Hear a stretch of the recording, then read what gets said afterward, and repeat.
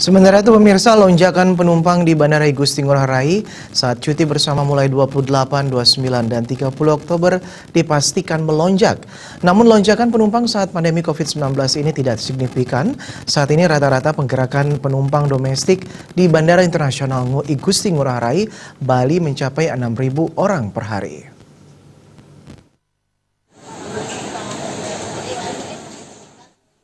Communication and Legal Manager PT Angkasa Pura I Persero Bandara Internasional Igusti Ngurah Rai Bali, Andanina Diah Permata Megasari mengatakan, rata-rata 6.000 penumpang per hari rute domestik itu dilayani sekitar 42 sampai 45 penerbangan untuk berangkat dan datang atau sekitar 90 flight per hari.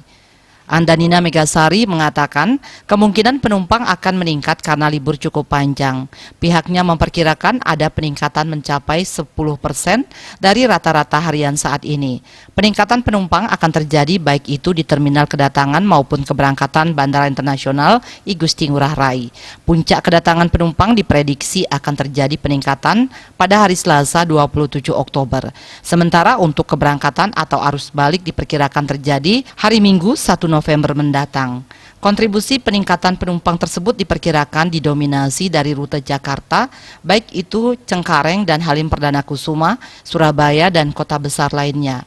Sebelumnya, untuk mengantisipasi peningkatan penumpang pada libur panjang, stakeholder Bandara Internasional Igusti Ngurah Rai Bali menggelar rapat dihadiri PT Angkasa Pura I Persero, Otoritas Bandara Wilayah 4, Airnav Indonesia Cabang Denpasar, Bea Cukai Ngurah Rai, Imigrasi Ngurah Rai, Polsek KP3 Bandara, Lanut 1 Gusti Ngurah Rai, Kantor Kesehatan Pelabuhan Kelas 1 Denpasar, dan perwakilan sejumlah maskapai. Dalam rapat tersebut yang menjadi perhatian khusus, antara lain penerapan protokol kesehatan sesuai peraturan yang berlaku, memastikan terpenuhinya level of service.